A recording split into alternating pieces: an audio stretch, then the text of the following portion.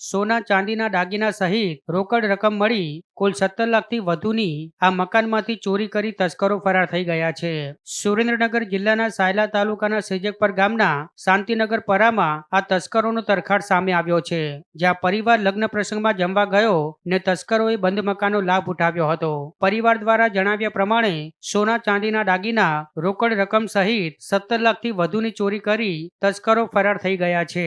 ત્યારે તસ્કરો મકાનના પતરા ચડીને આવ્યા હોવાનું અને 2 જેટલા મકાનોને નિશાન બનાવ્યા હોવાનું હાલ સામે આવ્યું છે। જોકે સાયલા વિસ્તારમાં અગાઉ પણ ચોરીના બનાવ સામે આવી ચૂક્યા છે અને હજી સુધી તસ્કરો પોલીસ પકડથી દૂર છે। ત્યાં જ હવે 17 લાખથી વધુની ચોરીનો બનાવ સામે આવતા તસ્કરો સાયલા પોલીસને પડકાર ફેંકતા હોય તેવું હાલ તો લાગી રહ્યું છે। 15 લાખનું ઘરાણું ગયું અને 2 લાખ રૂપિયા ગયા। એમ આવ્યા હતા, આ તાળા તૂટેલા હતા, લઈ ગયા છે। અમને કાંઈ ખબર નથી। ગામમાં પ્રસંગ હતો, ઘડી ગયા હતા જમવા, 3 વાગ્યા છે આસપાસ। આ જોયું તો બધું વિખાઈ ગયેલું હતું, તાળા તોડી નાખ્યા।